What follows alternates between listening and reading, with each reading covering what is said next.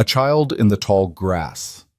When the 8-year-old girl stepped out of the Montana wilderness, barefoot, trembling, eyes too old for her face, Devlin Merrick knew his careful solitude was about to shatter.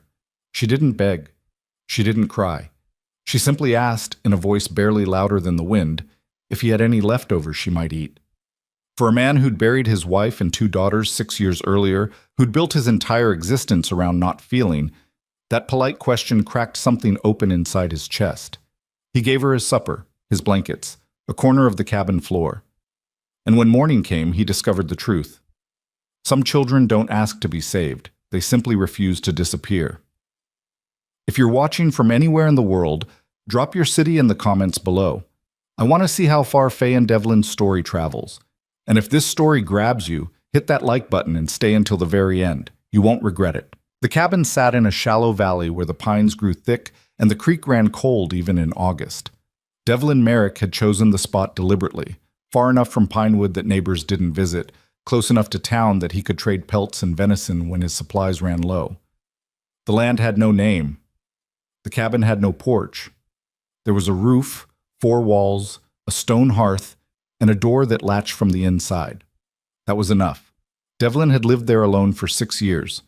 He rose before dawn, checked his trapline, skinned what he'd caught, salted the hides, and hung them to cure in the lean-to behind the cabin. He boiled coffee in a dented pot, fried cornbread in bear grease, ate standing at the table. He spoke to no one. He expected nothing. The routine was a kind of armor, and he wore it every day without complaint.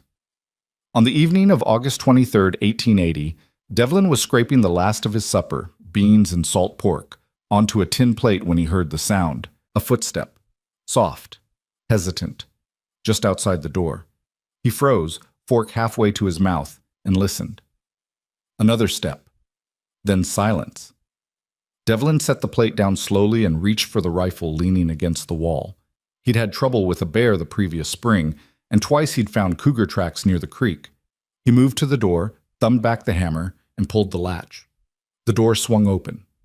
Standing in the tall grass, lit by the last amber glow of sunset, was a child. A girl.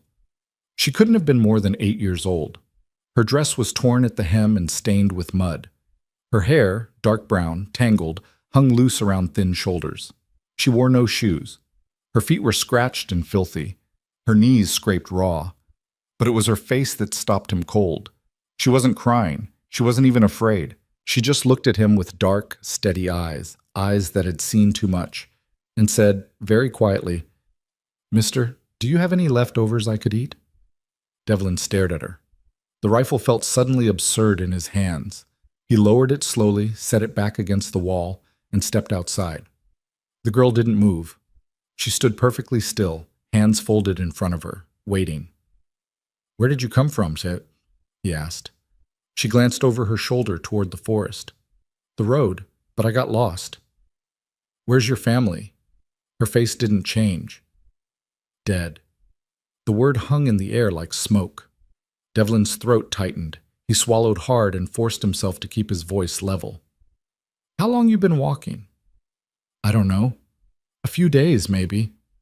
"You been eating?" She shook her head. He looked down at her bare feet, the dirt caked between her toes, the scratches that ran up her calves like claw marks. He thought of his daughters, Lily and Rose, 4 and 6 when the fever took them, and felt something twist hard in his chest. "Wait here," he said. He went back inside, grabbed the plate of beans and pork, a tin cup of water, and the wool blanket from his bed. When he came back out, the girl was still standing in the same spot, as if she'd been carved from stone. He held out the plate. "This ain't leftovers. It's my supper, but it's yours now." She blinked. "You sure?" "I'm sure." She took the plate carefully, like it was made of glass, and sat down right there in the grass. She ate slowly, methodically, chewing each bite as if she were trying to make it last. Devlin watched her, his chest tight, and realized she hadn't eaten in days, maybe longer. When she finished, she set the plate down and looked up at him. "Thank you, mister." "Devlin," he said. "Name's Devlin Merrick." "I'm Faye Bishop." He nodded. "You can't stay out here tonight, Faye. There's animals in these woods that'll kill you before morning."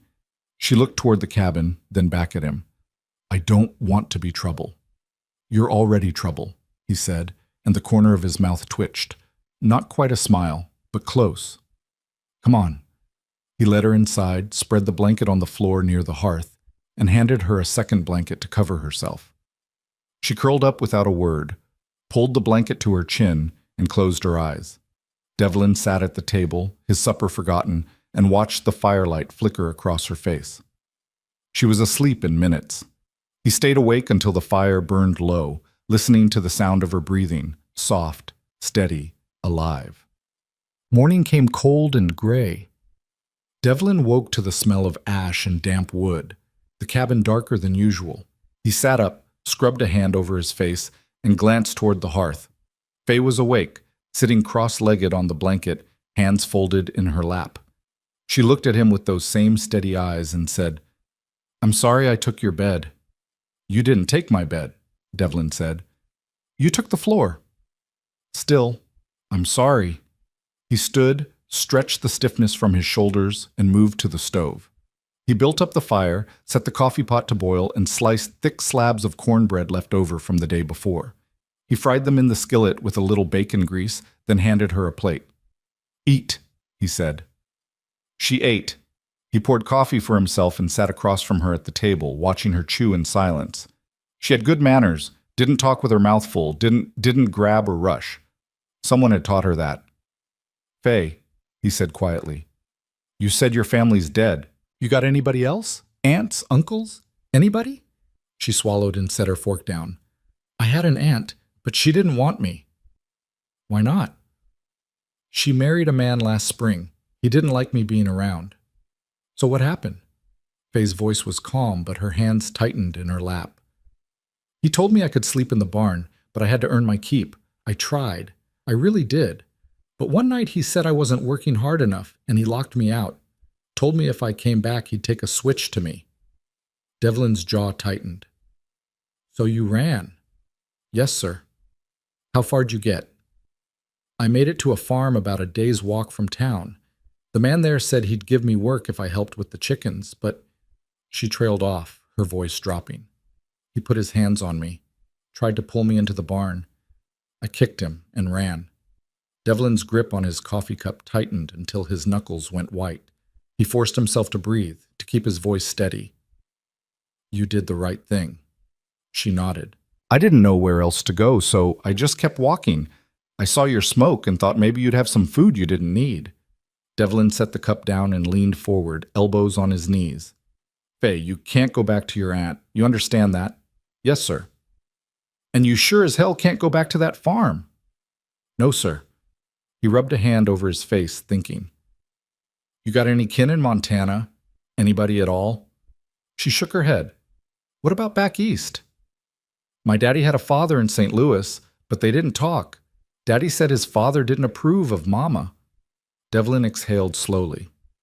All right, here's what's going to happen. You're going to stay here for now, just until we figure out what to do. Faye's eyes widened. You mean it? I mean it. She looked around the cabin, at the rough-hewn table, the stone hearth, the single window with its cracked pane, and something in her face softened. Thank you, Mr. Merrick. Devlin, he said.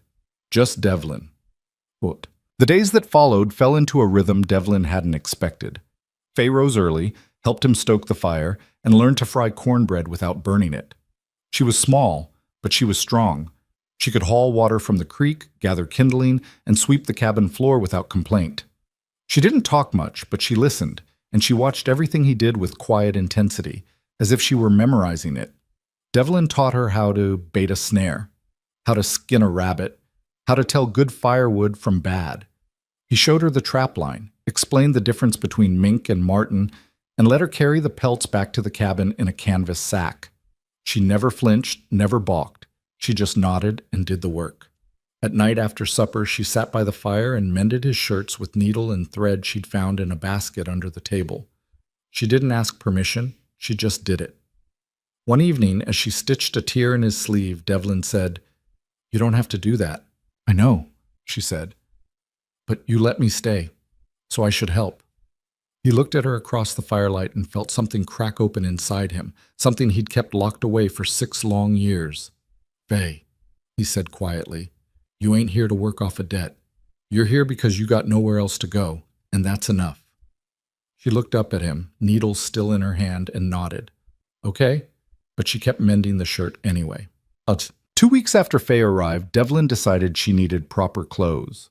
The dress she'd been wearing was beyond saving, and the nights were getting colder. He hitched the mule to the wagon, loaded a few pelts to trade, and told Faye they were going to Pinewood. She climbed onto the wagon seat beside him, her bare feet dangling over the edge, and didn't say a word the entire ride. Pinewood was a rough little town, 2 streets, a general store, a saloon, a blacksmith, and a church. Devlin pulled the wagon up in front of the mercantile and helped Faye down. Inside, the store smelled like coffee, tobacco, and leather. The shopkeeper, a gray-haired woman named Mrs. Callahan, looked up from the counter and raised an eyebrow.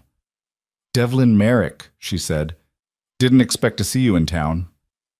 "Need some supplies," Devlin said, "and the girl needs clothes."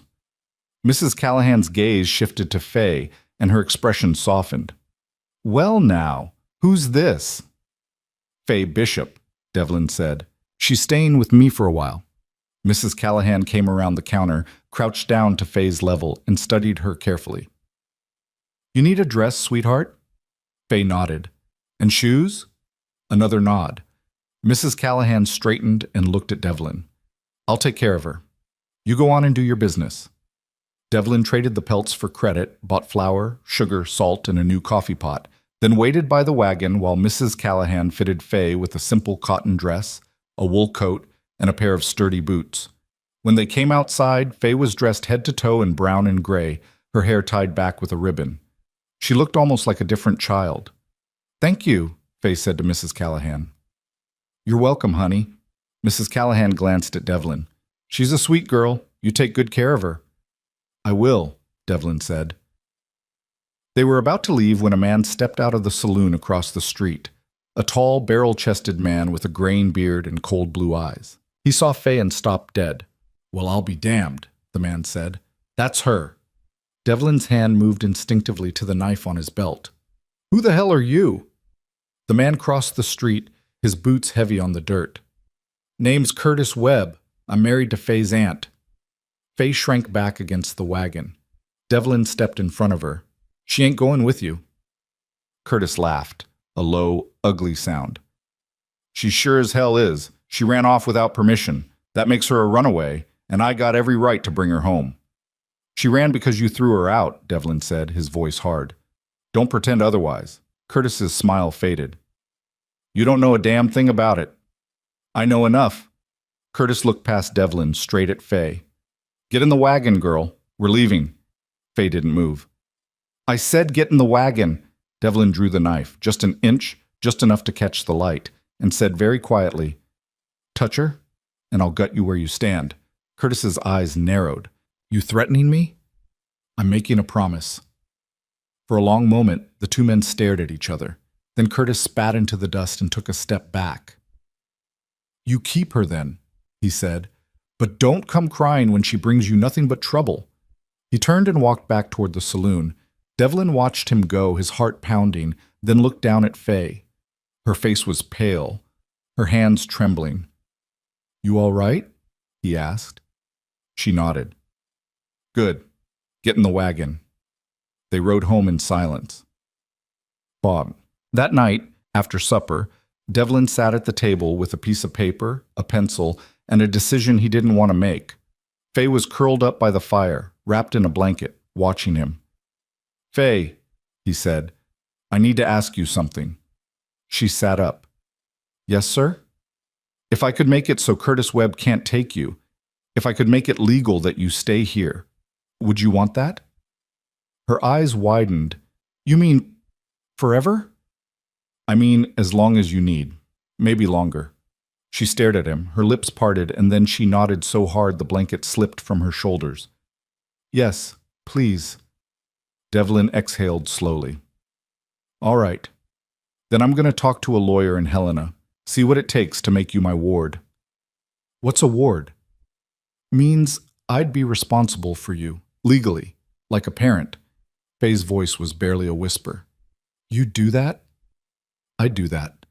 She stood, crossed the cabin, and wrapped her arms around his waist. She didn't cry. She just held on, her head pressed against his ribs, her small body trembling. Devlin closed his eyes and rested a hand on her head. You're safe now, he said quietly. I promise. And for the first time in 6 years, he meant it. The ride back from Pinewood had been silent, but it wasn't the comfortable kind of silence Devlin had grown accustomed to over the years. This was the silence of fear barely held in check, of a child trying not to show how badly she'd been shaken. Faye sat beside him on the wagon seat, her new boots pressed together, her hands twisted in the fabric of her new dress. She stared straight ahead at the road, but Devlin could see the tension in her shoulders, the way she flinched every time a branch snapped in the woods. When they reached the cabin, she climbed down without a word and went inside. Devlin unhitched the mule, led it to the small corral behind the lean-to, and stood there longer than necessary, one hand on the animal's neck, trying to settle the rage still burning in his chest. Curtis Webb's face. That smug, ugly smile. The way he'd looked at Faye like she was property he'd misplaced. Devlin had killed men during the war, men who'd been trying to kill him first. He'd done it without hesitation, without regret. But standing in that dusty street in Pinewood, knife half drawn, he'd wanted to kill Curtis Webb for an entirely different reason. Not survival. Justice. He took a long breath, let it out slowly, and went inside. Faye was sitting on her pallet by the fire, still wearing her coat, her arms wrapped around her knees. She looked up when he entered, her eyes wide and watchful. You hungry? Devlin asked. She shook her head. He hung his hat on the peg by the door and crossed to the hearth. He added wood to the fire, stirred the coals, and let the warmth spread through the cabin before he spoke again. Faye, I need you to listen to me. She nodded. What happened today? Curtis showing up like that? It's going to happen again. Maybe not him, but somebody. The law don't care much about what's right when it comes to kids. They care about who's got the legal claim. And right now, your aunt's still your kin, which means Curtis can make noise if he wants to. Faye's voice was small.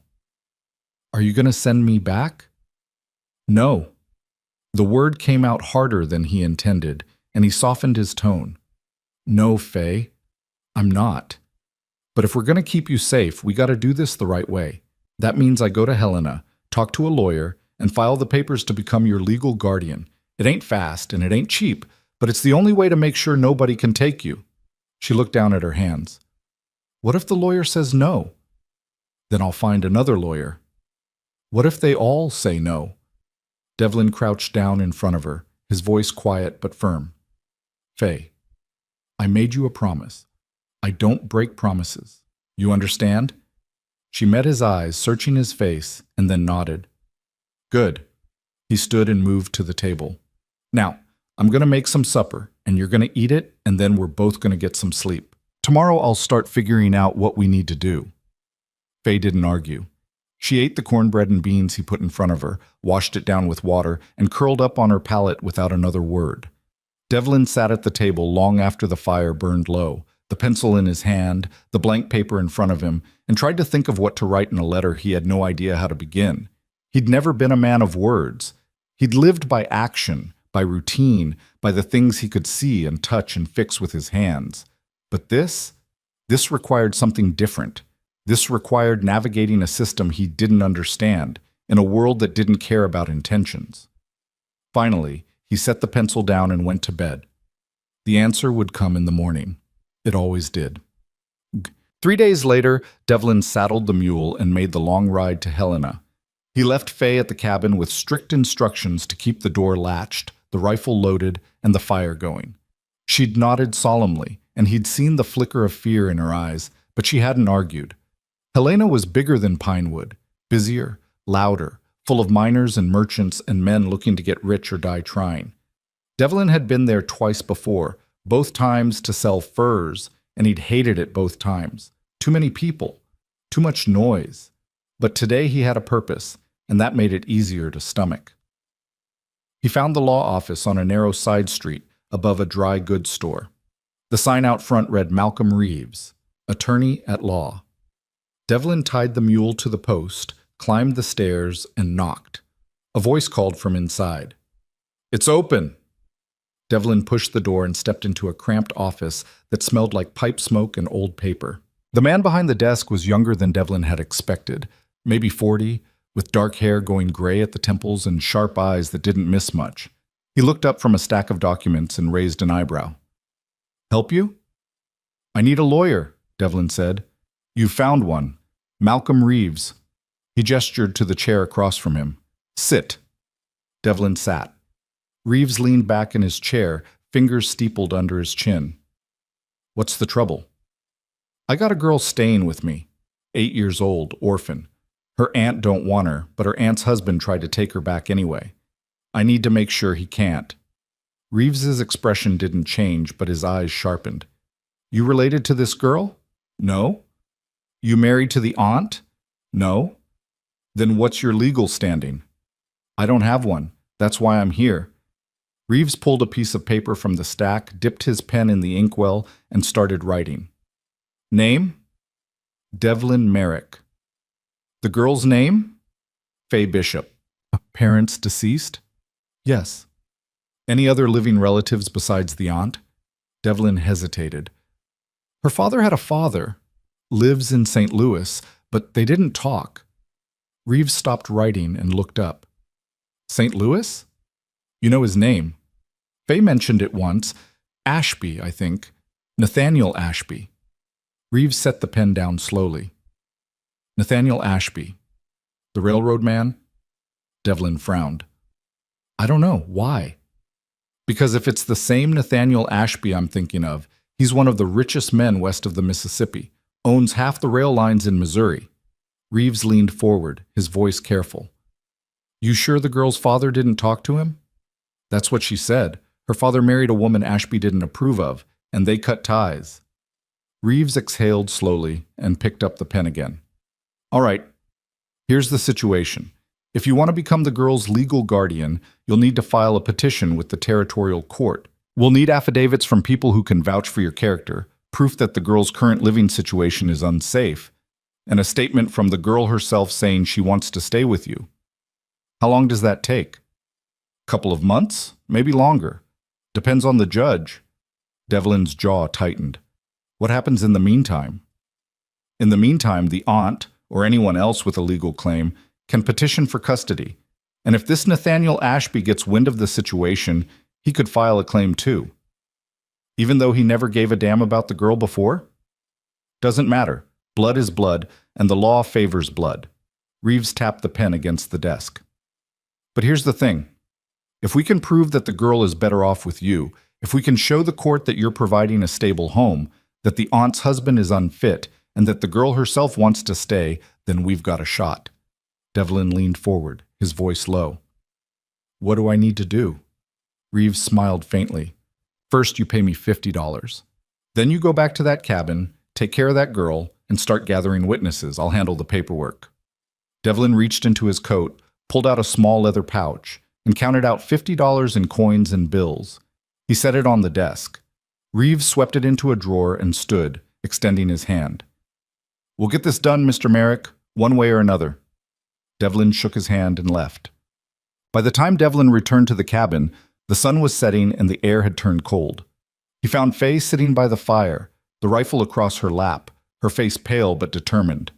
When he opened the door, she jumped to her feet. "You're back." "I'm back."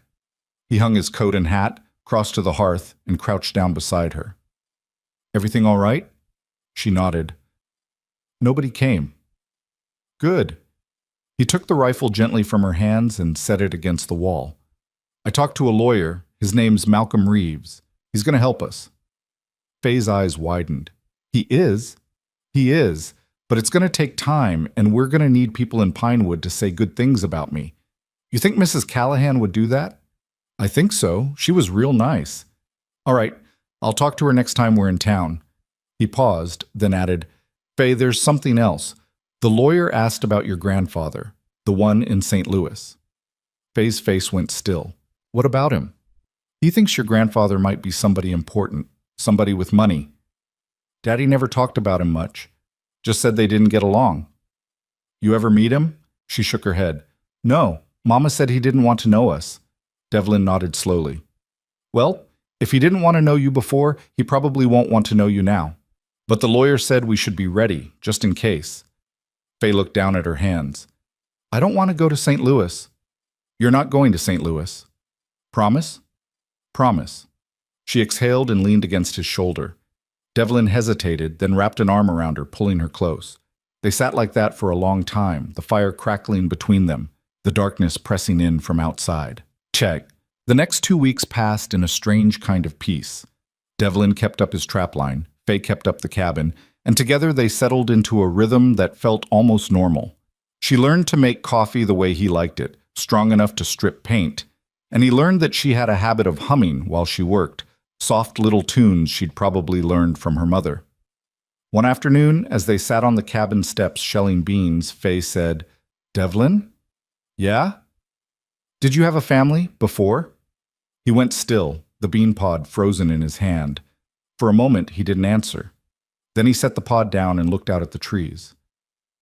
I did, he said quietly. A wife. 2 daughters. Faye's voice was careful. What happened to them? Fever. 6 years ago. Took all 3 of them in less than a week. I'm sorry. He nodded. Me too. They sat in silence for a while, the only sound the soft plop of beans dropping into the bowl. What were their names? Faye asked. My wife was Catherine. My girls were Lily and Rose. Faye smiled faintly. Those are pretty names. They were pretty girls. He glanced at her. You remind me of Lily. She was stubborn too. Faye's smile widened. I'm not stubborn. You argued with a man twice your size over a plate of beans. That's stubborn. She laughed, a real laugh, bright and sudden, and Devlin felt something warm unfold in his chest. He'd forgotten what that sound felt like. A week later, they rode into Pinewood again. This time Devlin had a list of names, people Reeves had suggested he talk to, people who might be willing to vouch for him in court. Mrs. Callahan was first on the list. They found her in the mercantile, restocking shelves. She smiled when she saw Faye and came around the counter, wiping her hands on her apron. Well now, look at you, growing like a weed. Faye ducked her head, shy. Devlin cleared his throat. Mrs. Callahan, I need to ask you something. She looked at him, her expression sharpening. Go on. I'm trying to become Faye's legal guardian. My lawyer says I need people who can vouch for me, people who know I'm taking good care of her. Mrs. Callahan's gaze softened. You want me to write a letter? If you're willing. She looked down at Faye, then back at Devlin. I'll do better than that. I'll testify in court if I have to. Devlin exhaled. Thank you. Don't thank me. Just keep doing right by her. They left the mercantile and moved on to the blacksmith, then the pastor, then the postmaster. By the end of the day, Devlin had 4 people willing to speak on his behalf, and Faye had a peppermint stick from the general store. On the ride home, she sat beside him, sucking on the candy, her feet swinging. Devlin? She said. Yeah? I think this is going to work. He looked at her, at the hope shining in her eyes, and nodded. Yeah, Faye, I think so too. But deep down, in the part of him that had learned not to trust hope, he wondered if he was lying. The letter arrived 3 weeks later. Devlin was splitting wood behind the cabin when he heard the sound of hoofbeats on the road. He set the axe down, wiped the sweat from his face, and walked around to the front of the cabin just as a rider pulled up. A young man in a dusty coat, a leather satchel slung over his shoulder. Devlin Merrick? The man asked. That's me. The man reached into the satchel and pulled out an envelope. Telegram from Helena. Mr. Reeves asked me to deliver it. Devlin took the envelope, his chest tightening. Thanks. The man tipped his hat and rode off. Devlin stood there for a long moment, staring at the envelope, then went inside. Faye was at the table mending a shirt. She looked up, saw his face, and set the needle down. What is it? Letter from the lawyer. He broke the seal and unfolded the paper. His eyes scanned the lines once, then again, and the words hit him like a fist to the gut. Mr. Merrick, we have a problem. Nathaniel Ashby has been notified of his granddaughter's existence. He has filed a petition for full custody, citing his legal rights as the child's closest living relative. A hearing has been scheduled for October 15th in Helena. You are required to appear with the child. I will do everything I can, but you need to understand, Ashby has money, influence, and the law on his side. This fight just got a lot harder. Reeves Devlin's hands shook. He set the letter down carefully, his jaw tight, and looked at Faye. She was staring at him, her face pale. What does it say? He took a breath. Your grandfather found out about you. He wants custody. Faye stood so fast the chair fell backward. No, I don't want to go. You're not going. But the letter. I don't care what the letter says. Devlin crossed to her, gripped her shoulders gently. Faye, listen to me. We're going to fight this. We're going to go to that hearing, and we're going to tell the judge the truth. And if the judge don't listen, then we'll find another way. But you are not going to St. Louis. I swear it. She threw her arms around him, her face pressed against his chest, her body shaking. He held her tight, his eyes burning, and made a silent vow. Nathaniel Ashby could have all the money in the world. It wouldn't be enough. Well, the days leading up to the hearing passed in a blur. Devlin rode to Helena twice more, meeting with Reeves, going over testimony, preparing every argument they could think of. Reeves was thorough, methodical, but Devlin could see the worry in his eyes. Ashby's sending his own lawyer, Reeves said during their last meeting. Man named Whitmore. He's good, real good. And he's going to argue that a wealthy, established man can provide better for the girl than a trapper living alone in the woods. I'm not just a trapper, Devlin said. I'm the man who took her in when nobody else would. I know, but the law don't always care about that. Devlin's voice was low, hard. Then we make them care. Reeves nodded. We'll try. On the morning of October 14th, Devlin and Faye loaded the wagon and started the long journey to Helena. Faye was quiet, her hands folded in her lap, her face set in that same stoic expression she'd worn the night she'd walked out of the woods. Devlin didn't push her to talk. He just drove, the reins loose in his hands, his mind turning over every possible outcome. They reached Helena late in the afternoon and checked into a small boarding house near the courthouse. Faye barely touched her supper. Devlin didn't eat at all. That night, as she lay on the narrow bed in their rented room, Faye said, Devlin? Yeah? If the judge says I have to go, will you come get me? He looked at her across the dim room, her small face half hidden in shadow, and felt something break inside him. Faye, he said quietly, if the judge says you have to go, I'll tear down heaven and hell to bring you back. You hear me? She nodded, her eyes bright with tears she refused to shed. Now get some sleep, he said. Tomorrow we fight. She closed her eyes. Devlin sat in the chair by the window and watched the stars until dawn broke over the city. The Helena Courthouse was a 2-story brick building that sat at the end of Main Street like a monument to order in a town built on chaos and gold. Devlin had passed it before, but he'd never been inside. Now, standing at the base of the stone steps with Faye's hand gripped tight in his, he felt the weight of the place pressing down on him.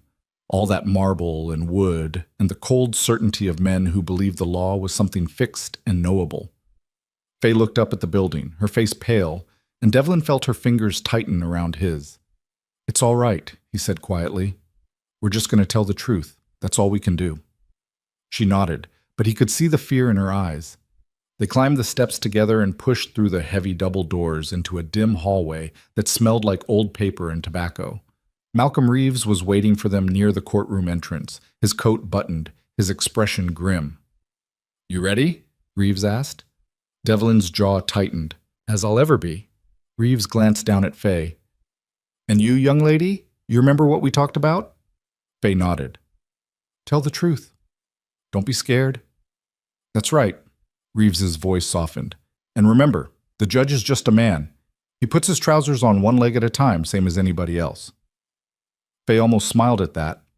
Reeves pushed open the courtroom door and led them inside. The room was smaller than Devlin had expected. Wooden benches arranged in rows, a raised platform at the front where the judge would sit, and a table on each side for the lawyers. Sunlight streamed through tall windows, cutting sharp angles across the floor. A handful of people sat scattered in the gallery, witnesses, clerks, a reporter with a notebook balanced on his knee. And at the front, seated at the opposing table, was a man Devlin had never seen but recognized instantly. He was tall, lean, dressed in a fine wool suit that probably cost more than Devlin made in a year. His hair was silver, swept back from a sharp, angular face, and his eyes were the same dark brown as Faye's. He sat perfectly still, his hands folded on the table in front of him, and when he saw Faye, something flickered across his face. Recognition, perhaps, or regret. It was gone too quickly to tell. Beside him sat another man, younger, slick-haired, with a kind of smile that never reached his eyes. Whitmore, Devlin guessed. The lawyer. Reeves led Devlin and Faye to their table and gestured for them to sit. Faye slid into the chair beside Devlin, her hands folded in her lap, her eyes fixed on the floor. Devlin leaned close and whispered, "That him? Your grandfather?" She glanced up, looked across the room, and nodded once. "You ever seen a picture of him?" "No, but Daddy had the same eyes." Devlin looked at Nathaniel Ashby again and felt a cold anger settle in his chest. This man, who'd cut his own son out of his life, who'd never once reached out to see if his granddaughter was alive or dead, now sat here in his expensive suit, ready to claim her like a piece of lost property. The door behind the judge's bench opened and a clerk stepped out. "All rise for the Honorable Judge Marcus Hale." The room stood. Judge Hale entered, a broad-shouldered man in his 60s with gray mutton chops and a face carved from stone. He took his seat, adjusted his spectacles, and looked out over the courtroom. "Be seated," he said. Everyone sat. Hale opened a folder on his desk, scanned the top page, and looked up. "This is a petition for guardianship in the matter of Faye Bishop, minor child. Mr. Reeves, you're representing Mr. Devlin Merrick. Mr. Whitmore, you're representing Mr. Nathaniel Ashby. Is that correct?" Both lawyers stood. "Yes, Your Honor," Reeves said. "Correct, Your Honor," Whitmore added. Hale nodded. "Very well. Mr. Whitmore, your client filed the petition. You may begin." Whitmore stood, buttoned his coat, and stepped to the center of the room. He moved like a man who'd done this 1,000 times. Smooth, confident, utterly at ease. "Thank you, Your Honor. My client, Mr. Nathaniel Ashby, is the paternal grandfather of Faye Bishop. He is a man of considerable means and standing, with estates in St. Louis and Kansas City. He has recently learned of his granddaughter's existence and has come forward to fulfill his legal and moral obligation to provide for her care." Hale looked at Ashby. "Mr. Ashby, when did you first learn of the child's existence?" Ashby stood, his voice calm and measured. 3 weeks ago, Your Honor. I had not been in contact with my son for many years. When I learned that he had passed and that his daughter was living in uncertain circumstances, I felt it was my duty to intervene." "And why were you not in contact with your son?" Ashby's expression didn't change. "We had a disagreement about his choice of spouse. I now regret that disagreement deeply." Hale nodded and made a note. "Proceed, Mr. Whitmore." Whitmore smiled. "Your Honor, the law is clear. Blood relatives have priority in matters of guardianship, particularly when they are capable of providing a stable and prosperous home. Mr. Ashby can offer his granddaughter the finest education, the best medical care, and a life of comfort and security. He can give her opportunities that a rural trapper, however well-meaning, simply cannot provide." Devlin's fists clenched under the table. Whitmore continued, "Mr. Merrick has no legal relationship to the child. He is not her father, not her uncle, not even a distant cousin. He is, by his own admission, a stranger who took the child in under informal circumstances. While we commend his kindness, kindness is not a substitute for legal guardianship. The child belongs with her family." Hale looked at Reeves. "Mr. Reeves, your response?" Reeves stood and walked to the center of the room. He didn't smile, he didn't perform. He just spoke, his voice clear and steady. "Your Honor, Mr. Whitmore is correct that blood relatives have priority under the law.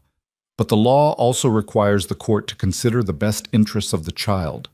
And in this case, the best interests of Faye Bishop are not served by sending her to live with a man she has never met, in a city she has never seen, to be raised by servants and tutors instead of family." He paused, letting the words settle. "Faye Bishop's parents are dead.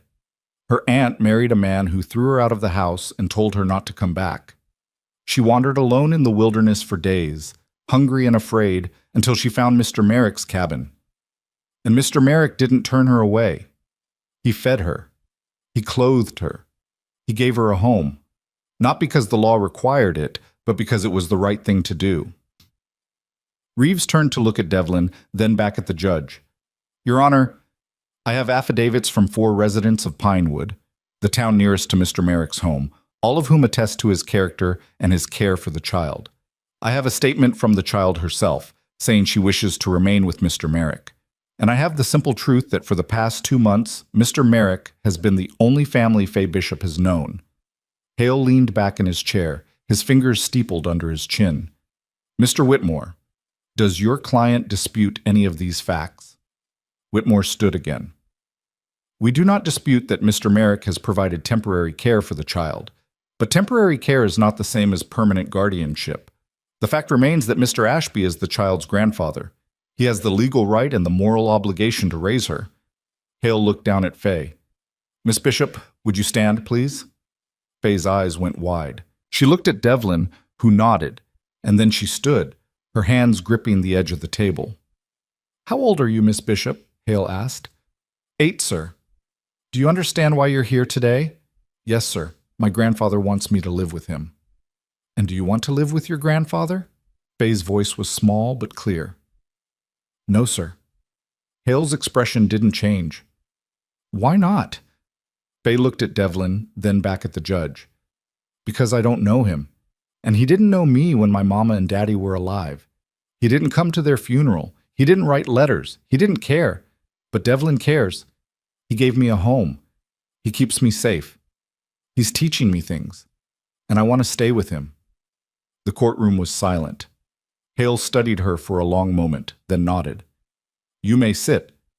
Fay sat, her hands shaking. Hale turned to Whitmore. Mr. Whitmore, do you have any witnesses you'd like to call? Just one, Your Honor. I'd like to call Mr. Nathaniel Ashby to the stand. Ashby stood and walked to the witness chair. The clerk swore him in, and he sat, his posture straight, his hands resting calmly on the armrests. Whitmore approached him. Mr. Ashby, can you tell the court why you wish to have custody of your granddaughter? Ashby's voice was measured, almost gentle.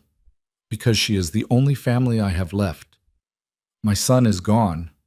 My wife passed many years ago. Fay is my blood, and I owe it to her and to her father to give her the life she deserves. And what kind of life can you offer her? A life of education, culture, opportunity. She will attend the finest schools. She will want for nothing. She will grow up knowing that she is loved and valued. Whitmore nodded. No further questions, Your Honor. Hale looked at Reeves. Your witness, Mr. Reeves. Reeves stood and walked slowly toward the witness stand. He didn't raise his voice. He didn't grandstand. He just looked at Ashby and said, Mr. Ashby, when did your son die?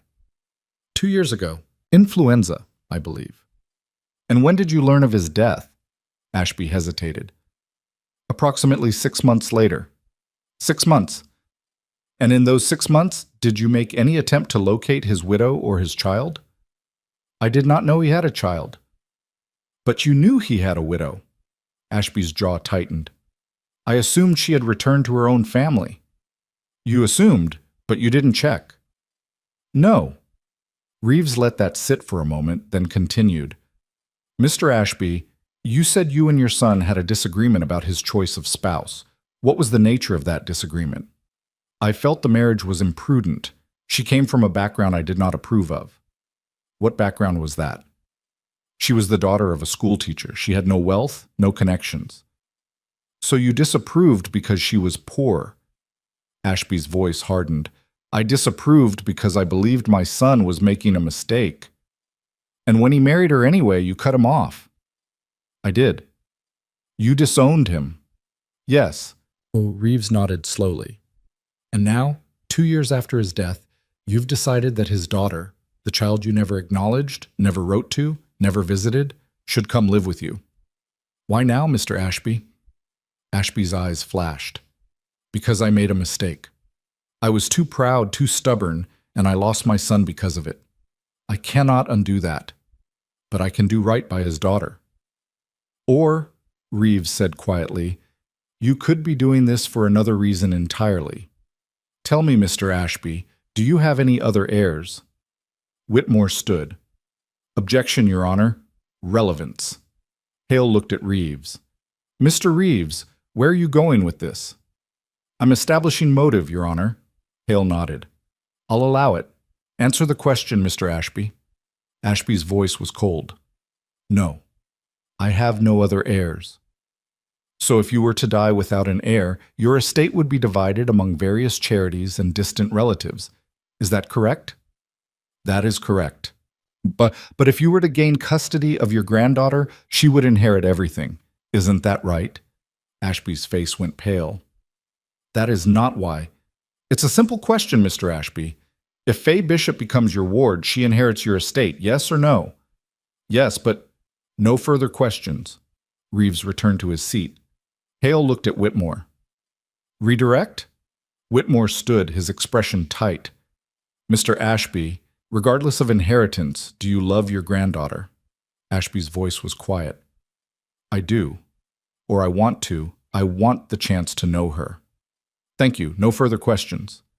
Hale made another note, then looked at Reeves. Mr. Reeves, do you have any witnesses? Yes, Your Honor. I'd like to call Devlin Merrick to the stand. Devlin stood, his heart pounding, and walked to the witness chair. The clerk swore him in, and he sat, his hands gripping the armrests. Reeves approached him. Mr. Merrick, how did you meet Fay Bishop? Devlin's voice was rough but steady. She walked out of the woods one night and asked if I had any leftovers. I gave her my supper and let her sleep by the fire. Did you know who she was? Not at first. She told me her name and that her folks were dead, said her aunt didn't want her, and her step-uncle threw her out. And what did you do? I let her stay. Why? Devlin looked at Fay, then back at Reeves. Because she needed help, and because I knew what it was like to lose everything. Can you explain that? Devlin's throat tightened. I had a wife and 2 daughters. They died of fever 6 years ago. I've been alone ever since. When Fay showed up, I didn't plan on taking her in, but she reminded me of my eldest girl, and I couldn't turn her away. What have the past 2 months been like? Hard. Good. She works. She listens. She's smart. She don't complain, and she's got more courage than most grown men I've known. Do you love her, Mr. Merrick? Devlin's voice cracked. Yes, I do. Reeves nodded. No further questions. Whitmore stood and approached the witness stand, his expression sharp. Mr. Merrick, you said you live alone in the wilderness, is that correct? Yes. And you make your living as a trapper. That's right. How much money do you make in a year? Devlin's jaw tightened. Enough to get by. Can you give me a number? Maybe $300-400? Whitmore's eyebrows rose. $300 or $400. And you believe that's sufficient to raise a child? I've kept her fed, clothed, and safe. That's more than her aunt did. But can you send her to school? Can you afford a doctor if she gets sick? Can you give her the opportunities Mr. Ashby can provide? Devlin leaned forward, his voice low and hard. I can give her a home. I can give her someone who gives a damn whether she lives or dies. Can Mr. Ashby say the same? Whitmore's smile was cold. Mr. Merrick, isn't it true that you have no legal right to this child? That you are, in fact, a stranger who took her in under questionable circumstances? I took her in because nobody else would. And yet, you're asking this court to grant you custody over her own flesh and blood. I'm asking this court to do what's right. No further questions. Devlin stood and returned to his seat. His hands were shaking. Hale looked at both lawyers. Anything else? Reeves stood. Your Honor, I'd like to call Fay Bishop to the stand. Hale's expression softened. Miss Bishop, please come forward. Fay stood and walked to the witness chair. She was so small that her feet barely touched the floor. The clerk swore her in, and she sat, her hands folded in her lap. Reeves approached her gently. Fay, I'm going to ask you some questions. You just tell the truth, all right? She nodded. Do you remember the night you met Mr. Merrick? Yes, sir. Can you tell the court what happened? Fay's voice was quiet but clear. I was hungry. I'd been walking for days. I saw smoke from his chimney and thought maybe he'd have food he didn't need, so I knocked on his door. What did he do? He gave me a supper and a blanket, and he let me sleep inside. Did he ask for anything in return? No, sir. And the next morning? He made me breakfast, and he asked me where I came from. I told him my parents were dead and my aunt didn't want me. What did he say? He said I could stay, just until we figured out what to do. And has he kept you safe? Yes, sir. Has he been kind to you? Yes, sir. Reeves crouched down so he was at her level. Faye, if the judge says you have to go live with your grandfather, how would you feel? Faye's voice broke. Scared. Why? Because I don't know him, and I don't want to leave Devlin. Why not? Tears spilled down her cheeks. Because he's my family now. Reeves stood and looked at the judge. No further questions, Your Honor. Whitmore approached the stand. Miss Bishop, do you understand that your grandfather can give you a better life than Mr. Merrick? Faye's voice was small. I don't want a better life. I want to go home. Whitmore's expression hardened. And where is home, Miss Bishop? With Devlin. No further questions. Hale looked at Faye and said gently, You may step down, Miss Bishop. Faye returned to her seat, her face wet with tears. Devlin wrapped an arm around her and pulled her close. Hale looked at both lawyers. Closing arguments. Mr. Whitmore, you may begin. Whitmore stood and addressed the court. Your Honor, this case is not complicated. The law is clear. Blood relatives have priority in guardianship cases, and Mr. Nathaniel Ashby is the child's grandfather. He is a man of means, of character, of standing. He can provide for Faye Bishop in ways that Mr. Merrick simply cannot. The child's preference is understandable. Mr. Merrick has been kind to her. But a child's preference is not sufficient grounds to override the law. We ask the court to grant custody to Mr. Ashby. Hale nodded. Mr. Reeves. Reeves stood. Your Honor, Mr. Whitmore says the law is clear, but the law also says the court must act in the best interests of the child. And Faye Bishop's best interests are not served by sending her to live with a stranger in a strange city. Mr. Ashby had years to reach out to his son. He didn't. He had months to search for his granddaughter after his son's death. He didn't. He only came forward when it became convenient, when it became profitable. This is not about love. This is about control. We ask the court to grant guardianship to Mr. Merrick, the man who has been Faye's true family for the past 2 months. Hale leaned back in his chair and was silent for a long time. Finally, he spoke. I'm going to take this matter under advisement. I'll issue a ruling within the week. In the meantime, Miss Bishop will remain in Mr. Merrick's care. Court is adjourned. He stood and left the room. Devlin exhaled and looked down at Faye. She was staring at her hands, tears still streaming down her face. What does that mean? She whispered. It means we wait, Devlin said, and we hope. But as he looked across the room at Nathaniel Ashby, still seated, still composed, still watching, he wondered if hope would be enough. They spent the night in the boarding house, neither of them sleeping. Devlin sat by the window watching the street, and Faye lay curled on the bed, her eyes open, staring at the ceiling. In the morning, they ate a silent breakfast and prepared to leave. Reeves met them at the door. I'll send word as soon as the judge makes his decision, he said. Devlin nodded. Thank you. Don't thank me yet. They climbed into the wagon and started the long ride home. Halfway there, as the sun began to set, Faye said, Devlin? Yeah? If the judge says I have to go, you'll come get me, right? Like you promised? Devlin looked at her, at the fear in her eyes, and felt his chest tighten. I'll come get you, he said. No matter what. She nodded and leaned against his shoulder, and Devlin drove on into the gathering dark, his heart heavy with a promise he didn't know if he could keep. They reached the cabin just as night fell, the stars beginning to prick through the deep blue of twilight. Devlin unhitched the mule in silence, his movements mechanical, his mind still back in that courtroom watching Faye cry on the witness stand. When he came inside, he found her sitting at the table, her hands folded, staring at nothing. He hung his coat and hat, built up the fire, and put coffee on to boil. Neither of them spoke.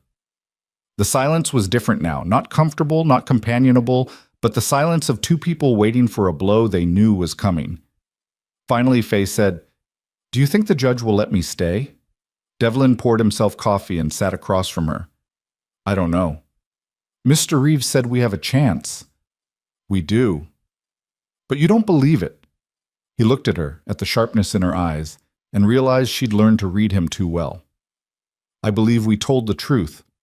I believe the judge saw that. But the law don't always care about the truth, Faye. Sometimes it just cares about what's written down on paper." She nodded slowly. "My grandfather has more paper than you." "Yeah, he does." She looked down at her hands. "I don't want to go, Devlin. I don't care how much money he has or how big his house is. I don't want to leave." "I know. So what do we do?" Devlin set his cup down and leaned forward, his voice low and steady. "We wait. We hope. And if the judge rules against us, then we figure out what comes next." "What if there is no next?" "There's always a next, Faye. Always." She looked at him for a long moment, then nodded. "Okay."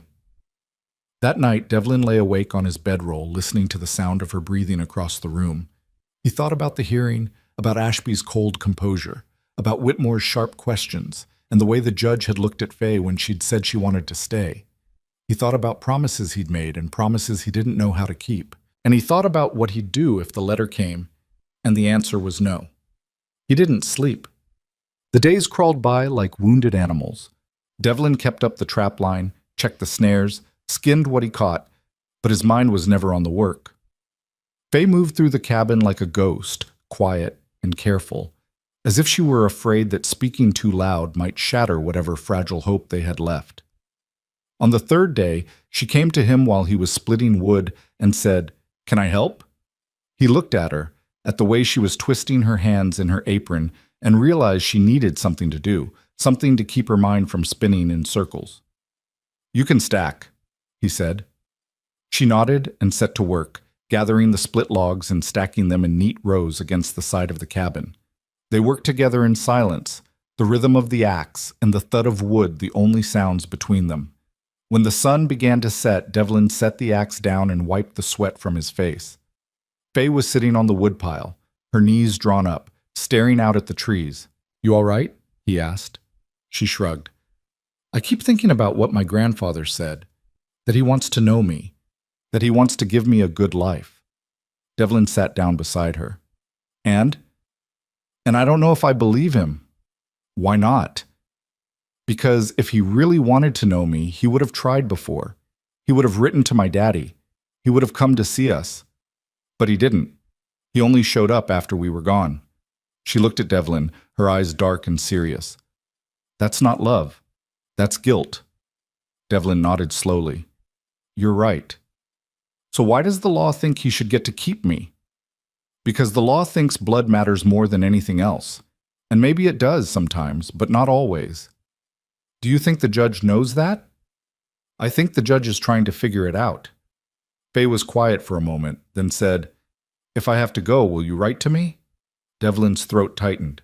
"Faye, I know you promised you'd come get me. But if you can't, if the law won't let you, will you at least write?" He looked at her, at the hope and fear tangled together in her face, and felt something break inside him. "Yeah, Faye, I'll write." She nodded and leaned her head against his shoulder. They sat there until the stars came out, and then they went inside.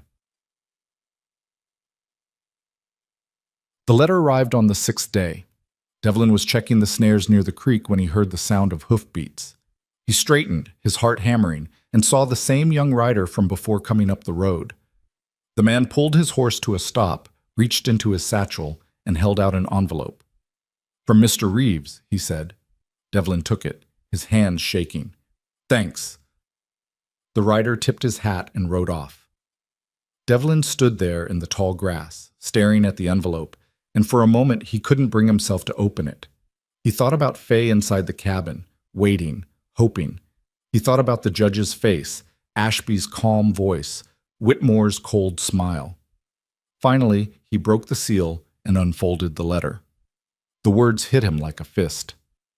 Mr. Merrick, I regret to inform you that Judge Hale has ruled in favor of Mr. Nathaniel Ashby. The court has determined that Mr. Ashby, as the child's closest living blood relative, has the legal right to custody. You are required to deliver Faye Bishop to Mr. Ashby's representative in Helena no later than October 25th. I am deeply sorry. We fought as hard as we could, but the law was not on our side. If you wish to appeal, we can discuss your options. But I must be honest with you, an appeal is expensive, time-consuming, and unlikely to succeed. My deepest condolences. Reeves Devlin read the letter twice, then folded it carefully and slipped it into his pocket. He stood there for a long time, staring at the creek, listening to the sound of the water over the stones.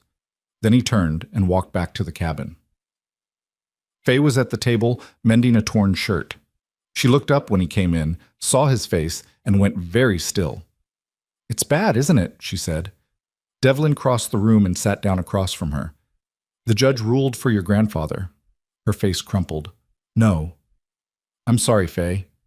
"But you promised—" "I know, and I meant it." He reached across the table and took her hands. "Listen to me. This ain't over. We can appeal. We can fight this." "But Mr. Reeves said—" "I don't care what Mr. Reeves said. I'm not giving up on you." Faye's eyes filled with tears. "When do I have to go?" "October 25th. That's 4 days from now." She pulled her hands free and stood, her voice rising. 4 days? That's all I get? Faye, I don't want to go, Devlin. I don't care what the judge says. I don't care about the law. I want to stay here, with you. Devlin stood and crossed to her, gripping her shoulders gently. I know, and I'm going to do everything I can to bring you back. But right now, we don't have a choice. She shook her head, tears streaming down her face. There's always a choice. Not this time. She pulled away from him and ran outside. Devlin followed her to the edge of the clearing and found her standing in the tall grass, her arms wrapped around herself, sobbing. He didn't try to comfort her. He just stood there, a few feet away, and let her cry. When the sobs finally quieted, she turned to look at him, her face streaked with tears. I'm scared. I know. What if you can't get me back? Then I'll keep trying until I do. What if he won't let you? Devlin's voice was hard. Then I'll find a way anyway. She wiped her face with the back of her hand and took a shaky breath. Okay. Okay? I'll go. But only because you promised. Devlin nodded, his chest tight. That's all I'm asking. The next 3 days were the hardest of Devlin's life. He and Faye went through the motions, cooking, cleaning, checking the traps. But everything felt hollow, like they were play acting at a life that was already over. Faye barely spoke. She didn't cry again, but the light had gone out of her eyes, and Devlin felt its absence like a wound. On the night before they were set to leave, he sat at the table and counted out what money he had left. It wasn't much, barely enough for the trip to Helena and back, with nothing left over for an appeal. He'd have to sell pelts, maybe the mule, maybe the cabin itself, if it came to that. Faye came and sat beside him, watching him stack the coins. Is that enough? She asked. For now. What about later? I'll figure it out. She was quiet for a moment, then said, Devlin, if you can't afford to fight this, I don't want you to sell everything.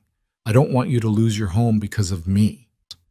He looked at her, at the worry etched into her small face, and felt something break open inside him. Faye, this cabin ain't a home without you in it. It's just 4 walls and a roof. You understand? She nodded, her eyes bright with tears she refused to shed. Good. Now get some sleep. We leave at first light.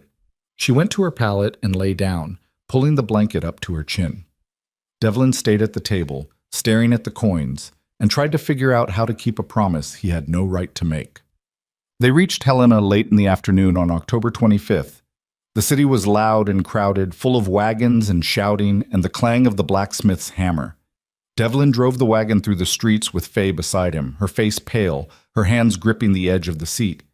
They found the address Reeves had given them, a large house on a quiet street with white columns and a manicured lawn.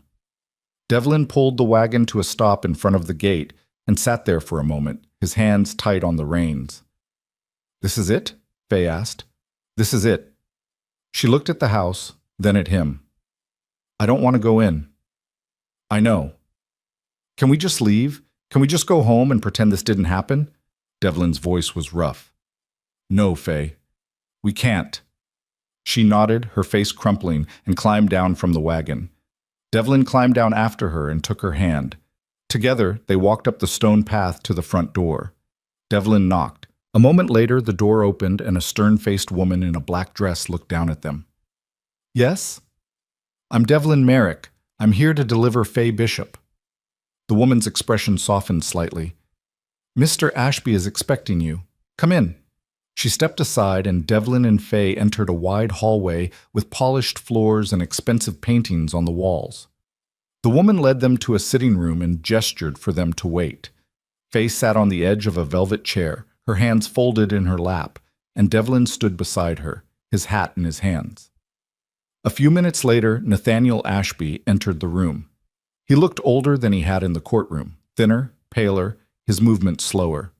He stopped just inside the doorway and looked at Faye with an expression Devlin couldn't quite read. "Faye," he said quietly. Faye didn't answer. Ashby glanced at Devlin, then back at Faye.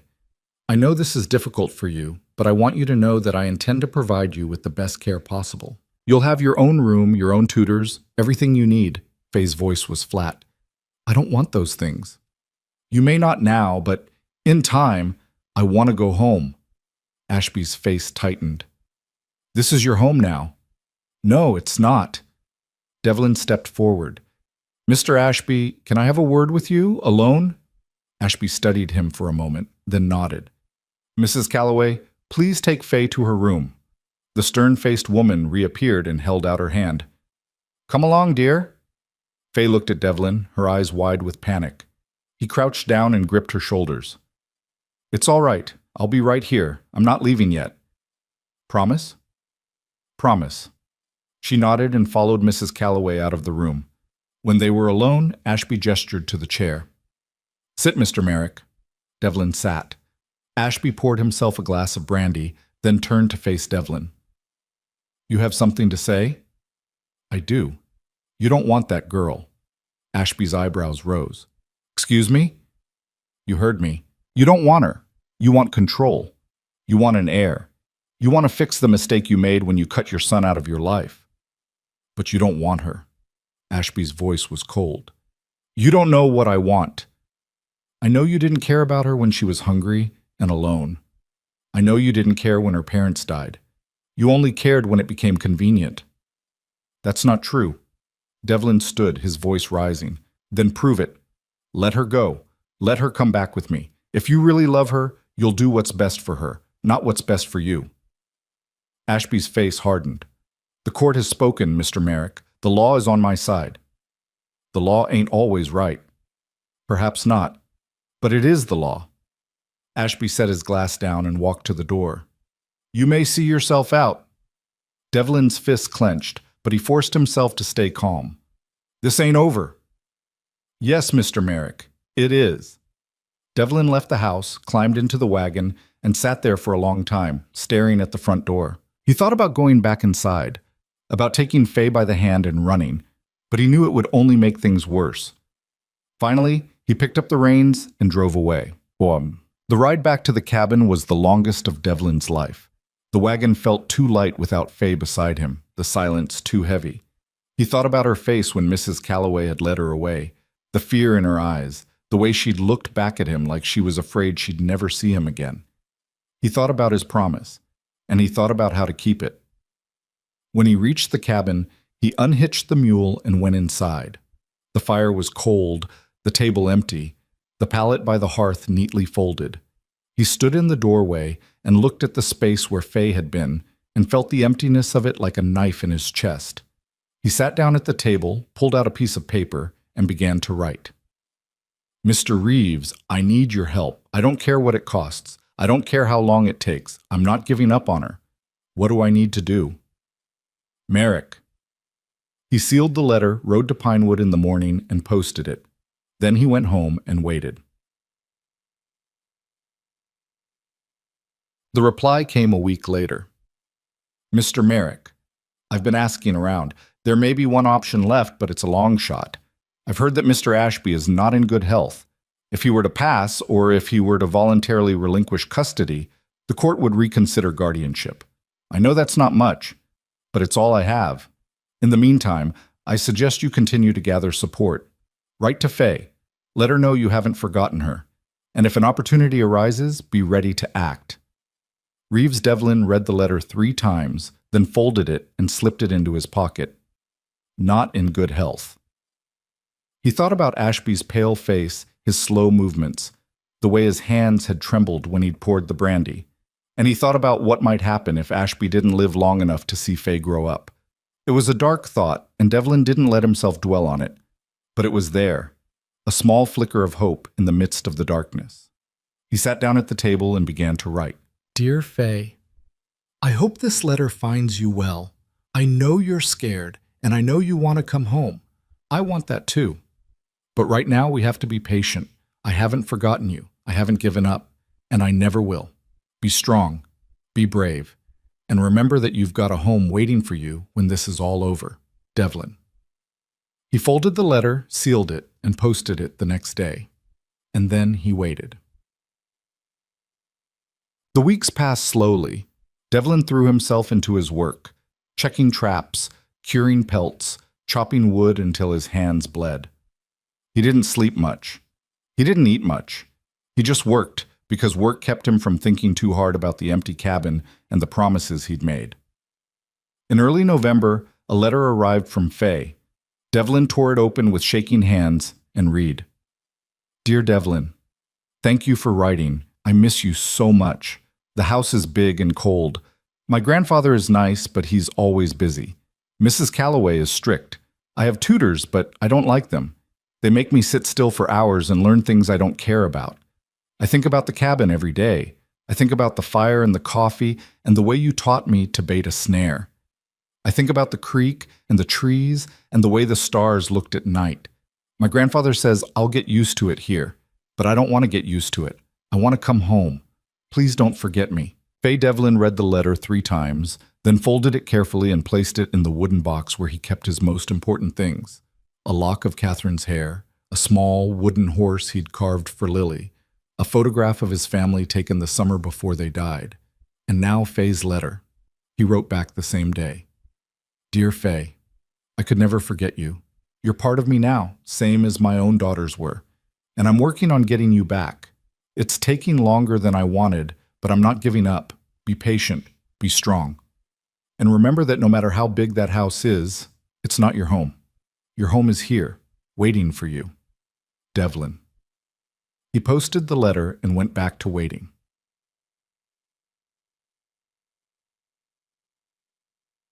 In mid-November, Malcolm Reeves sent word that he'd filed a motion to revisit the custody arrangement, citing new evidence of Devlin's suitability as a guardian. The motion was denied. Devlin read the letter, crumpled it, and threw it into the fire. Then he sat down and wrote to Faye again. The letters became a lifeline. Faye wrote about her tutors, her grandfather's long silences, the way the house felt like a museum instead of a home. Devlin wrote about the trapline, the first snow, the way the cabin felt too quiet without her. He didn't tell her about the failed motion or the sleepless nights or the way he sometimes sat at the table and stared at her empty chair until the fire burned low. He just told her he was still fighting, and he was. Yet, on the morning of December 3rd, a telegram arrived from Helena. Devlin tore it open and read, Nathaniel Ashby, critically ill. Stop. Doctors say weeks at most. Stop. Will advise. Stop. Reeves. Devlin read it twice, then set it down carefully on the table. Weeks. He sat there for a long time, his mind racing. If Ashby died, the court would have to reconsider. If Ashby died, Faye would be an orphan again, and Devlin would have another chance. He hated himself for hoping, but he did. 3 days later, another telegram arrived. Ashby deceased, stop, left. Letter for court, stop. Hearing scheduled December 15th, stop, come immediately, stop, Reeves. Devlin stood in the doorway, the telegram in his hand, and felt the world tilt beneath him. Ashby was dead, and Faye was coming home. Devlin stood in the cabin doorway with the telegram trembling in his hand, reading the words over and over until they burned into his mind. Ashby was dead. There would be another hearing. Faye might be coming home. He folded the telegram carefully, slipped it into his coat pocket, and moved with sudden purpose. He grabbed his pack from the corner, stuffed in a change of clothes, checked the money he'd saved from selling pelts, and locked the cabin door behind him. Within the hour, he was on the road to Helena, the mule's hooves churning through the first real snow of winter. The ride took 2 days. Devlin barely stopped, pushing through the cold and the gathering darkness, his mind fixed on a single image. Faye's face when he'd left her at that house. The way she'd looked back at him with eyes full of trust he wasn't sure he deserved. He'd promised to bring her home. Now he had the chance to make good on that promise. When he reached Helena on the evening of December 5th, the city was draped in snow and lamplight. He went straight to Reeves's office and found the lawyer working late, papers scattered across his desk, a cup of cold coffee at his elbow. Reeves looked up when Devlin entered, and something like relief crossed his face. "You made good time." "What's the situation?" Devlin asked, pulling off his gloves. Reeves gestured to the chair. "Sit. There's a lot to go over." Devlin sat. Reeves pulled a document from the stack and set it in front of him. Nathaniel Ashby died on December 1st. Heart failure. He'd been sick for months, apparently, but he kept it quiet. Before he died, he wrote a letter to the court. It was witnessed by his doctor and his attorney, so it's legally binding. Devlin's pulse quickened. "What did it say?" Reeves slid the letter across the desk. "Read it yourself." Devlin picked up the paper and read. "To the Honorable Judge Marcus Hale and the Territorial Court of Montana. I write this letter in sound mind and failing body, knowing that my time is short. I wish to address the matter of my granddaughter, Faye Bishop, and the custody arrangement currently in place. When I petitioned for custody, I believed I was acting in the child's best interest. I told myself, and the court, that I wanted to give her the life my son would have wanted for her. But in the weeks since she has been in my care, I have come to understand the truth. I did not seek custody out of love. I sought it out of guilt, pride, and a desire to control what little remains of my legacy. Faye is a bright, brave child, but she is not happy here. She does not belong in this house, surrounded by strangers and tutors and the trappings of wealth. She belongs in the mountains, with a man who took her in when no one else would, who gave her a home not because the law required it, but because it was the right thing to do. Mr. Devlin Merrick may not have money or influence, but he has something far more valuable. He has earned my granddaughter's trust and love. I saw that in the courtroom. I have seen it in the letters she writes to him, letters she hides under her pillow because she is afraid I will take them away. I was wrong to pursue custody. I was wrong to use the law to claim a child I had no right to claim. And I am writing this letter to correct that wrong. I formally withdraw my custody claim and request that the court grant full and permanent guardianship of Faye Bishop to Mr. Devlin Merrick, effective immediately upon my death. I ask that this be done without delay and that Faye be returned to the life she deserves. I leave the bulk of my estate to various charities and institutions. To Faye, I leave a trust fund to be held in her name until she reaches the age of 18 to be used for her education and welfare as she sees fit. Mr. Merrick will have no access to these funds unless Faye explicitly grants it, but I trust he will guide her wisely. I also leave her a small keepsake, a pocket watch that belonged to her father. It is all I have left of my son, and I hope it will help her remember that even broken families can find redemption. I die with many regrets, but I hope this letter will ensure that Faye Bishop is not one of them. Nathaniel Ashby. November 29th, 1880. Devlin set the letter down, his throat tight, and looked at Reeves. "This is real?" "It's real. Witness, notarized, legally binding. The hearing on the 15th is just a formality. Judge Hale will review the letter, hear any objections, which there won't be, and sign the guardianship papers. Faye is coming home, Devlin." Devlin leaned back in the chair, his hands shaking, and let out a breath he hadn't realized he'd been holding. "When can I see her?" "The hearing is in 10 days. Until then, she's still technically in the custody of Ashby's estate, which means she's staying at the house with Mrs. Calloway. but I can arrange a visit if you'd like. I'd like. Reeves smiled faintly. I'll send word in the morning. In the meantime, get some rest. You look like hell. Devlin nodded and stood. Thank you, Malcolm. For everything. Don't thank me yet. Thank me when she's back in your wagon. Devlin left the office and found a room at the same boarding house where he and Faye had stayed before the first hearing. He lay on the narrow bed, staring at the ceiling, and tried to let himself believe that this was real, that the nightmare was almost over. But he didn't sleep. He just waited for morning. The visit was arranged for the following afternoon. Devlin rode to the house on the quiet street, his heart pounding, and knocked on the door. Mrs. Calloway answered, her expression softer than it had been the first time. Mr. Merrick, she said. Come in. Faye is in the sitting room. Devlin stepped inside, his hat in his hands, and followed her down the hall.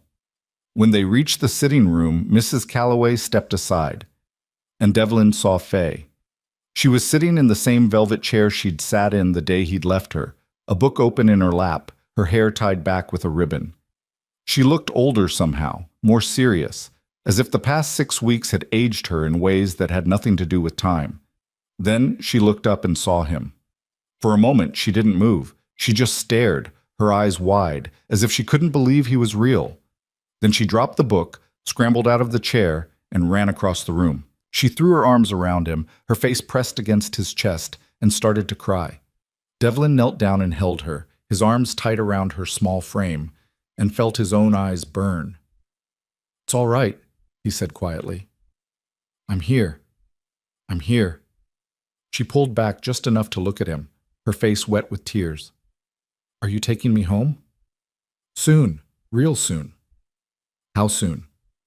10 days. There's a hearing, and then you're coming home for good. She nodded, her hands gripping his coat. Promise? Promise. She hugged him again, and they stayed like that for a long time, neither of them speaking, until Mrs. Calloway cleared her throat gently from the doorway. I'll give you some privacy, she said, and left. Devlin stood and sat on the chair, and Faye climbed up beside him, her head against his shoulder. I missed you, she said. I missed you too. Did you get my letters? Everyone. And I kept them all. She smiled faintly. I kept yours too. Under my pillow, just like my grandfather said. Devlin's chest tightened. You read his letter? Mrs. Calloway showed it to me. After he died. Her voice was quiet. I didn't know he was that sick. He didn't tell me. Did you talk to him much? Sometimes, mostly at dinner. He asked me about school and what I was learning, but he never asked me if I was happy. She looked up at Devlin. You always asked me that. Because it mattered. I know. She was quiet for a moment, then said, I'm sorry he died. You are? A little. I think he was sad and lonely, and I think he wanted to be better, but he didn't know how. Devlin nodded slowly. Maybe you're right. Do you think he meant what he said in the letter, about me belonging with you? I think he did.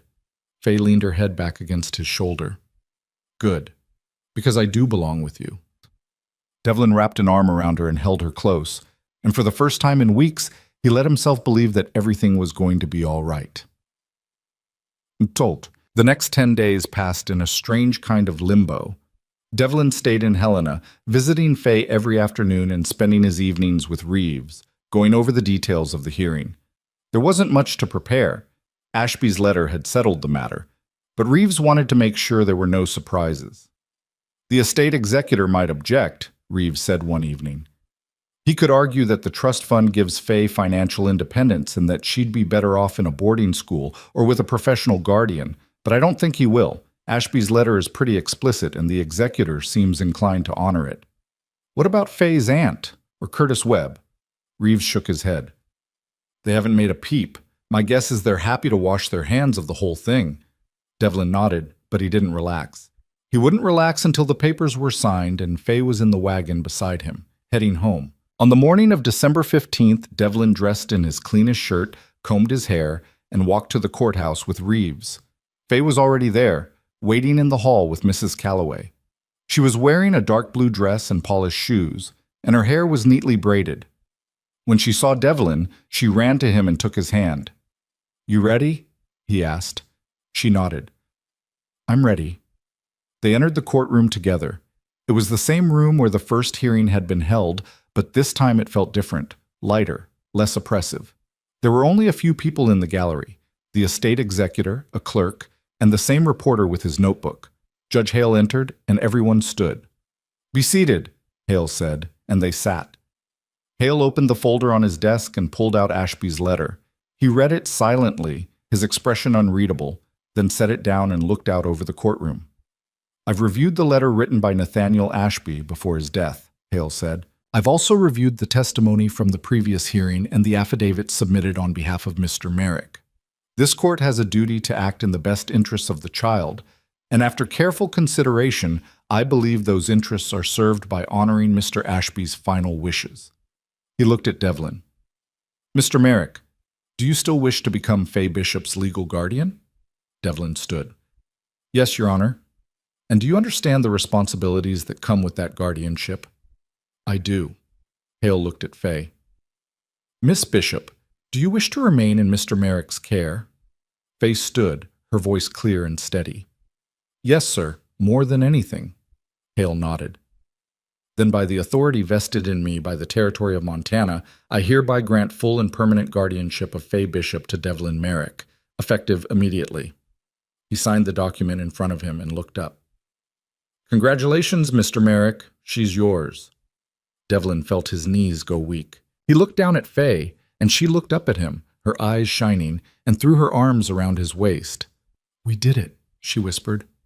"Yeah," Devlin said, his voice rough. "We did." Reeves stood and shook Devlin's hand. "Congratulations." "Thank you, Malcolm, for everything." "It was my pleasure." The estate executor approached and handed Devlin a small wooden box. "This is from Mr. Ashby, for Faye." Devlin took the box and opened it. Inside was a gold pocket watch, engraved with the initials J.B., Joseph Bishop, Faye's father. He handed it to Faye. "Your grandfather wanted you to have this." Faye held the watch carefully, her fingers tracing the engraving. "It was my daddy's?" "It was." She looked up at Devlin, her eyes wet. "Can I keep it?" "Of course you can." She slipped the watch into her pocket and took his hand. "Can we go home now?" Devlin smiled. "Yeah, Faye. We can go home." They left Helena the next morning. Mrs. Calloway had packed Faye's things, her clothes, her books, the letters Devlin had written, and loaded them into the wagon. Faye said goodbye to Mrs. Calloway with a hug, climbed onto the wagon seat beside Devlin, and didn't look back. The ride home took 2 days. They talked some, but mostly they just rode in comfortable silence. The kind of silence that came from knowing you didn't have to fill every moment with words. Faye sat close to him, her shoulder brushing his, and every now and then she'd look up at him and smile, as if she needed to remind herself that this was real. When they finally reached the cabin, the sun was setting, casting long shadows across the clearing. Devlin pulled the wagon to a stop, helped Faye down, and opened the door. The cabin was cold and dark, but Devlin quickly built up the fire, and soon the room was warm and bright. Faye set her things down and looked around, her eyes taking in the table, the hearth, the pallet by the fire. "It's exactly the same," she said. "Did you think it would change?" "I don't know. I thought maybe it would feel different." "Does it?" She shook her head. "No. Feels like home." Devlin smiled and set a pot of coffee on the stove. While it brewed, Faye unpacked her things, carefully placing her books on the shelf and folding her clothes into the wooden chest Devlin had built for her. When she was done, she pulled out the pocket watch and set it on the table. "Devlin?" she said. "Yeah." "Do you think my daddy would be happy that I'm here with you?" Devlin looked at the watch, at the initials engraved on the case, and nodded. "Yeah, Faye, I think he would." She smiled and tucked the watch back into her pocket. That night after supper, they sat by the fire, and Faye asked Devlin to tell her about his daughters. He hesitated at first. He hadn't talked about Lily and Rose in years, but then he started, and the words came easier than he'd expected. He told her about Lily's stubbornness, about Rose's laugh, about the way Catherine used to hum while she cooked. He told her about the fever, about the helplessness he'd felt, about the years of silence that had followed. Faye listened without interrupting, and when he was done, she said, "Do you think they would have liked me?" Devlin's throat tightened. "I think they would have loved you." She leaned her head against his shoulder. "I wish I could have met them." "Me too." They sat like that for a long time, the fire crackling between them, and Devlin realized that for the first time in 6 years, he wasn't just surviving, he was living, and he wasn't alone. Oh, the winter passed quietly. Devlin and Faye fell back into their old rhythm, checking traps, chopping wood, cooking simple meals by the fire. Faye returned to her lessons, and Devlin taught her to read the tracks of different animals, to tell the age of a tree by its rings, to navigate by the stars. She was a quick learner, and she never complained, even when the work was hard or the cold bit deep. In January, a letter arrived from Malcolm Reeves. It contained the details of Faye's trust fund, enough money to pay for her education and then some, held in a bank in St. Louis and accessible when she turned 18. Devlin read the letter, showed it to Faye, and then put it in the wooden box with the other important things. "You don't have to worry about that now," he said, "but when you're older, you can decide what you want to do with it." Faye nodded. "Can I use it to help you? If you need it?" "I don't need it, Faye, but thank you." She smiled. "Okay, but if you ever do, just ask." In February, they rode to Pinewood to buy supplies, and Mrs. Callahan greeted Faye with a hug and a peppermint stick. The whole town seemed to know the story, how Devlin had fought for her, how Ashby had written the letter, how the judge had ruled in their favor. People stopped them on the street to shake Devlin's hand and tell Faye how glad they were she was home. On the ride back, Faye said, "They like you." Devlin shrugged. "They like you?" "No, they like you. They think you're a good man." "Do you think I'm a good man?" She looked at him, her expression serious. "I think you're the best man I know." Devlin's chest tightened, and he nodded. "Thank you, Faye."